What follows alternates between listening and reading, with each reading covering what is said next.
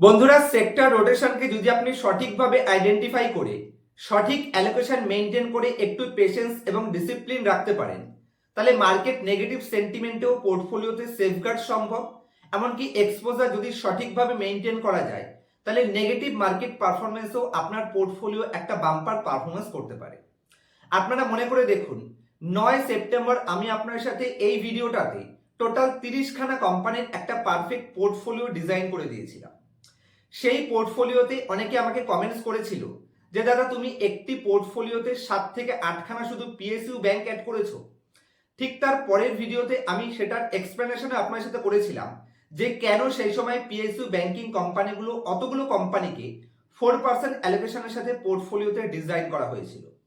আশা করা যাচ্ছে এই লাস্ট 4 মাসে, যেখানে লাস্ট 1 বছরের মধ্যে সব থেকে নেগেটিভ সেন্টিমেন্ট এই 4 মাসে আমরা দেখলাম, বিশেষ করে লাস্ট 1 থেকে 1.5 মাসে মার্কেটের এগেনস্টে এই পিএসইউ ব্যাংকিং কোম্পানিগুলো আপনাদের পোর্টফোলিওকে আশা করছি রিকভারিও করেছে এবং একটা বাম্পার পারফরমেন্সে, যেখানে টোটাল মার্কেট নেগেটিভে গেছে, ওই পোর্টফোলিওটাকে যদি আপনি জাস্ট কপি পেস্ট করে রাখতেন, তাহলে আপনার পোর্টফোলিও আজকে নেগেটিভের বরঞ্চ পজিটিভে ক্লোজিং থাকতো।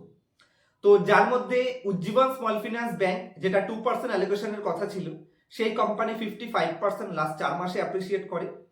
যার মধ্যে ডিসিবি ব্যাংক লাস্ট 4 মাসে 47% পারফর্ম করে। পাঞ্জাব ন্যাশনাল ব্যাংক 25%-এর আশেপাশে পারফর্ম করে। ব্যাংক অফ বরোদা 27% পারফর্ম করে এবং এক্সিস ব্যাংক 20% পারফর্ম করে এবং bank of Maharashtra 21% positive return এই 4 মাসে। যেখানে লাস্ট 52 উইকের মধ্যে এই 4 মাসে মার্কেট সব থেকে নেগেটিভে গেছে, কিন্তু ওই পোর্টফোলিওটাকে যদি আপনি ফলো করতেন, শুধুমাত্র সেক্টর রোটেশন আইডেন্টিফাই করার জন্য এবং সঠিক এক্সপোজার সঠিক সময়তে মেনটেন করতে পারার জন্য, সেই পোর্টফোলিওটা লাস্ট 4 মাসে ইন্ডিয়ার সমস্ত মিউচুয়াল ফান্ডকে বিট করেছে।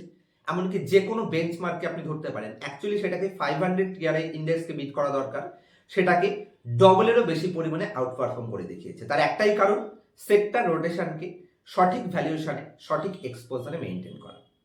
আর এখন থেকে আজকের বর্তমান মার্কেটে যদি আপনি ফিউচারের সেক্টর রোটেশনকে পারফর্ম করতে চাইছেন, এবং আমার এবং আপনার কনফিডেন্সে নয়, ওয়ার্ল্ডের সব থেকে বড় ফান্ড হাউস ব্ল্যাক রকের মতন ফান্ড, তারা একটি সেক্টর রোটেশন ফান্ড লঞ্চ করছে। সেই ফান্ড কাদের জন্য বেস্ট হতে পারে বা সেক্টর রোটেশনে কি ধরনের রিস্ক থাকতে পারে, যা সেই ফান্ডকে আমরা দেখতে পারি কিনা, কিভাবে ফান্ডটা ম্যানেজ করবে, সমস্ত ডাটা বা সমস্ত ইনফরমেশন এই ভিডিওতে আপনার সাথে শেয়ার করব। পুরো ভিডিওটাতে থাকার চেষ্টা করবেন। আশা করছি যথেষ্ট পরিমাণে কনফিডেন্সের সাথে, যথেষ্ট এক্সট্রিমলি অ্যাডভান্স লেভেল ফান্ডামেন্টাল কিভাবে তারা ম্যানেজ করবে, কোন প্রসেসে তারা ফলো করবে, সেগুলোর মাধ্যমে একটা পারফেক্ট ডিসিশন আপনারা পৌঁছাতে পারবেন। যেই ফান্ডটা জানুয়ারি থেকে ফেব্রুয়ারি, মানে জানুয়ারি 27 থেকে ফেব্রুয়ারি 7 পর্যন্ত হয়তো ফান্ডটা খোলা রয়েছে, হ্যাঁ 9 ফেব্রুয়ারি পর্যন্ত ফান্ডটা ওপেন রয়েছে। এটা কিন্তু কোনো ধরনের বাই সেল রিকমেন্ডেশন নয় এবং কোনো ধরনের প্রমোশনাল ভিডিও নয় যে আমি কারো কাছ থেকে পয়সা নিয়ে ভিডিও বানাচ্ছি, সেটাও নয়। তবে এই ফান্ডটা আমাদের অবশ্যই দেখা উচিত, বা কেন দেখা উচিত, কাদের জন্য দেখা উচিত, সেটাই আপনার সাথে ডিসকাস করব।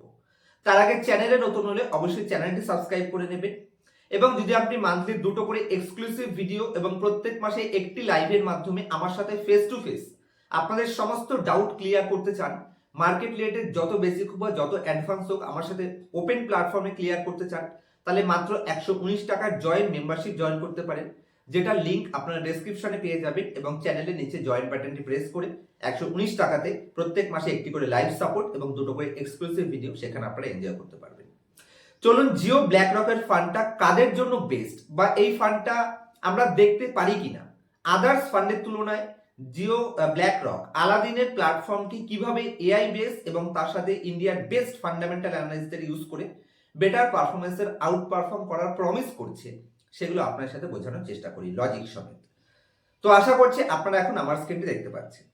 যদি আমি জিও ব্ল্যাক রকের ফান্ডটাতে আসি, কিভাবে এই ফান্ডটা কাজ করবে, আপনারা স্ক্রিনের উপর দেখতে পাচ্ছেন জিওর ওয়েবসাইটে আপনি এই সমস্ত ডেটাগুলো পেয়ে যাবেন, যেখানে জিও বলছে তারা সিস্টেমেটিক অ্যাক্টিভ ইকুইটি হিসেবে এসএই তে এই ফান্ডটিকে লঞ্চ করছে, যেখানে এই ফান্ডটি 2 ধরনের কাজই করবে। হিউম্যান রিসার্চও থাকবে এবং মেশিন লার্নিংও থাকবে, মানে আর্টিফিশিয়াল ইন্টেলিজেন্সের আলাদিনের অ্যাডভান্টেজও এই ফান্ডটা পাবে। যেখানে হিউম্যানদের ইন্টেলিজেন্স ইউজ হবে ফান্ডামেন্টাল রিসার্চের ক্ষেত্রে, থিম আইডেন্টিফিকেশনের ক্ষেত্রে, ফান্ড ম্যানেজারের ভিউ নিয়ে রিস্ক ম্যানেজমেন্ট করা হবে এবং গভর্নেন্স ইনসাইট এগুলো হিউম্যান রিসার্চ করবে।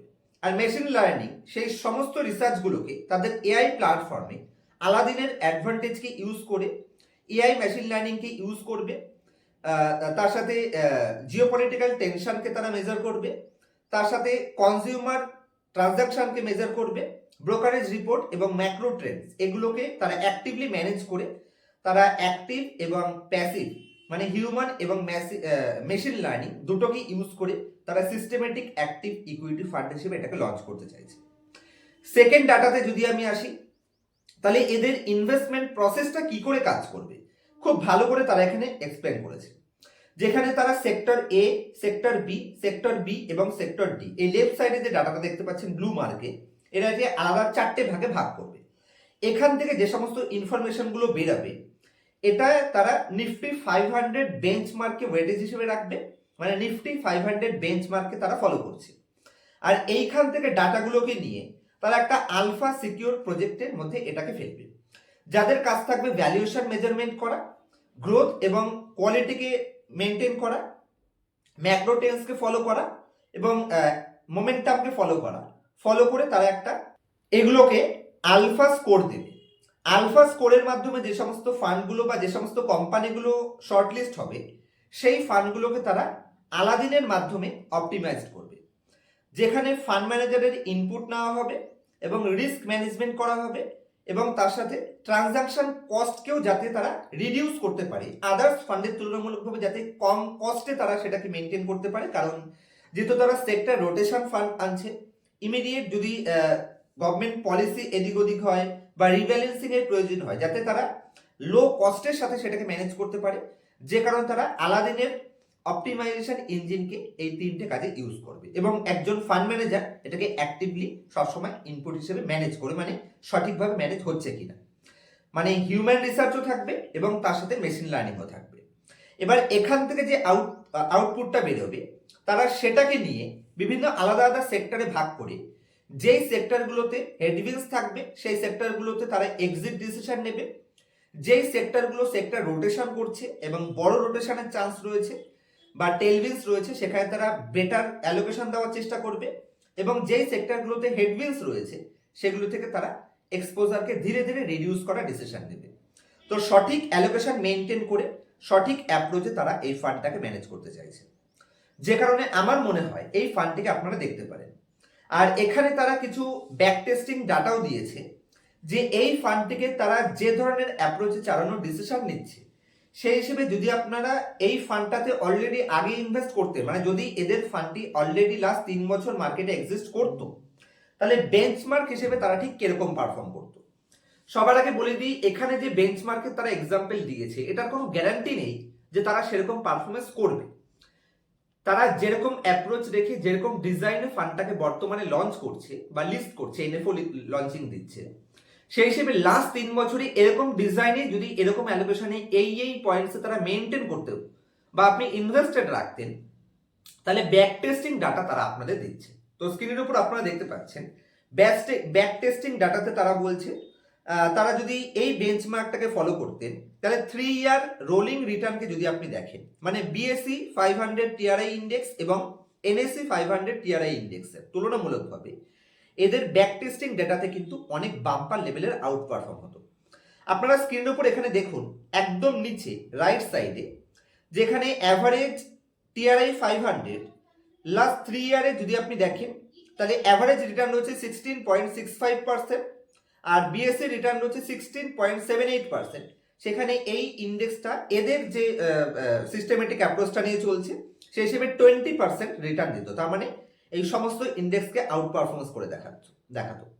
এবং মিনিমামও যদি আপনি দেখেন তাহলে মিনিমাম যেখানে 1.8% এবং 2% রিটার্ন ছিল সেটাকে তারা অনেক বাম্পার লেভেল আউট পারফর্ম করে 6.75% রিটার্ন আনতো।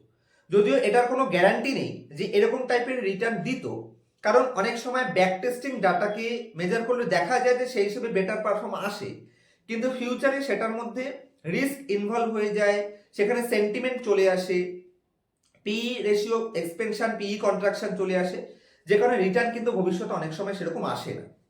তো সেই হিসেবে যারা যে সমস্ত ডাটাগুলো এখানে দিয়েছে, তো আমার মনে হয় আলাদিনের অ্যাডভান্টেজ তারা পাবে, এবং তার সাথে ওয়ার্ল্ডের সব থেকে টপ লেভেলের ফান্ড হাউস এখানে রয়েছে যাদের কাছে ক্যাপিটালের জোর রয়েছে। তো সেই হিসেবে আমার মনে হয় যারা একটু রিস্কি ইনভেস্টর, যেহেতু সেক্টর স্পেসিফিক যাচ্ছেন, তো সেই হিসেবে একটু রিস্ক যারা নিতে চায় এবং লং টার্ম ইনভেস্ট করে ছাড়তে পারে, তাদের জন্য জিও ব্ল্যাক রকের সেক্টর রোটেশন ফান্ডটা একটা ঠিকঠাক হতে পারে। এবং যদি আপনি এখানে এনএফওতে ইনভেস্ট করেন, মানে নিউ ফান্ড লঞ্চিং এ যদি আপনি ইনভেস্টমেন্ট করেন, তাহলে এক্সট্রা কিছু কস্ট অ্যাডভান্টেজ পাওয়া যেতে পারে। তো 9 ফেব্রুয়ারি পর্যন্ত ফান্ডটা ওপেন থাকছে। এই ফান্ডের রিস্ক কি ধরনের রয়েছে? মেনলি দু ধরনের রিস্ক এই ফান্ডের মধ্যে থাকতে পারে, যেটা সবার জানা উচিত যেহেতু সেক্টর স্পেসিফিক যাচ্ছে। এখানে পলিসি চেঞ্জের রিস্ক থাকতে পারে। পলিসি যদি হঠাৎ করে কোনো এদিক ওদিক হয়ে যায়, সেক্ষেত্রে শর্ট টার্মের জন্য পারফরমেন্সে এফেক্ট আসতে পারে। আর যেহেতু পলিসির উপর ডিপেন্ড করবে সেক্টর রোটেশন ফান্ড, তো রিব্যালেন্সিং এর ক্ষেত্রেও কিন্তু কস্ট অ্যাডভান্টেজের কারণে যদি কোনো কারণে আপনার শর্ট টার্ম ভিউ নিয়ে ঢোকেন, তাহলে কিন্তু কস্ট অ্যাডভান্টেজের বদলে ডিসঅ্যাডভান্টেজ হয়ে যেতে পারে।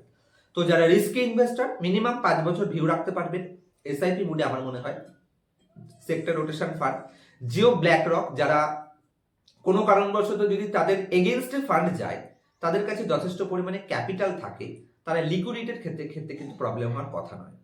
তো সেই হিসেবে আমার মত অনুযায়ী আমরা দেখতে পারি যারা একটু রিস্কি ইনভেস্টর, এই ভিডিওটাকে কোনো ধরনের বাই অথবা সেল রেকমেন্ডেশন হিসেবে নেবেন না। আপনারা আপনার ফিনান্সিয়াল অ্যাডভাইজারের সাথে কনসাল্ট করে তারপরে ডিসিশন নেবেন।